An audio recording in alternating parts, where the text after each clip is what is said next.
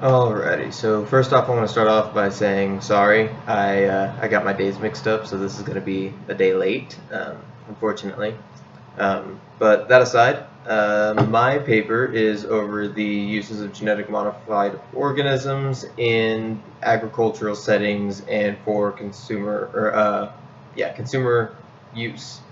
Um, so everyone knows about genetically modified organisms. They've been around since 1983 with the introduction of a genetically modified tobacco plant.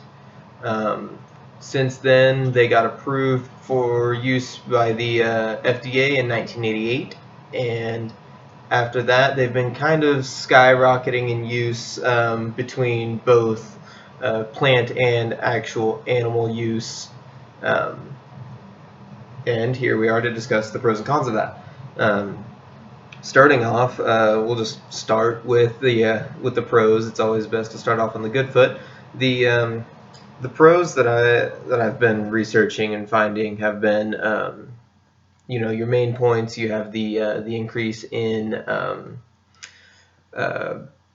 yield of the plant, so overall increase per square foot of plant usage. It's obviously a good thing. With world hunger being as it is, being able to increase yield of plant per square footage is astronomical in overall like helpfulness and actual use. Um, on top of that, we have survivability and variations on specialty growths. Survivability is a big one with less loss per square footage of plant growth. You can obviously have larger yield. That is not typically accounted for in overall production because you're expected to have some amount of loss, and by limiting that to a minimal number, it generates much more profit as well as much more efficiency. Um, After that, a lot of the points that I saw were overall plant health and how this can lead to the betterment of our own uh, internal health. Um, with the changes in the enzymatic activity and things like that that occur after GMOs are introduced, because GMOs start out with a change in the base pairings in the DNA through a system called CRISPR and Cas9. Currently, there are a few out there that are in development. However, CRISPR and Cas9 is the main talking point as of right now. But as those base pairings are changed, the proteins that are produced in response to those chains of DNA will release different enzymes or will interact differently with the enzymes currently available. And with these interactions, we can both better understand how the interaction is supposed to occur, as well as kind of make these suit our own needs more efficiently, rather than just kind of leaving them up to nature's chance as it is. Um, there's a lot of stigma with genetically modified organisms. Sorry, I can't speak. Um, and those tend to vary mostly off of a person's age.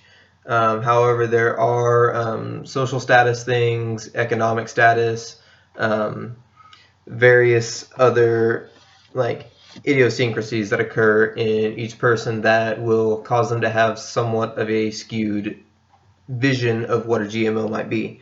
And hopefully over, the course of this, I can explain better pros and cons for everyone involved so that you can better generate what that internal image is for what you expect for a GMO.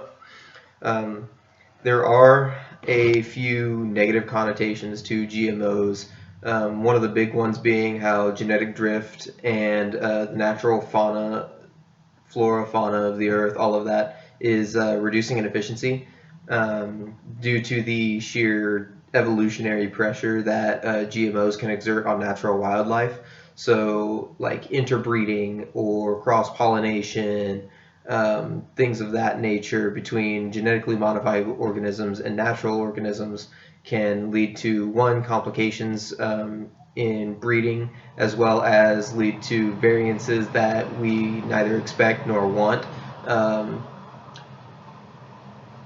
Leading into this, through these methods of genetically modifying and then having cross-pollination or interbreeding occur, large amounts of resistances that we don't necessarily want are occurring in a lot of these organisms, and treating them for infections or infestations of other smaller organisms, things of that nature, is becoming, one, more economically demanding, and it's also becoming a much stronger burden on both the creature itself and the people performing the process, because not only are increased amounts of treatment are required for whatever it may be, either an infection or infestation, however you plan on treating that, more of that treatment is required in order to have the same effect.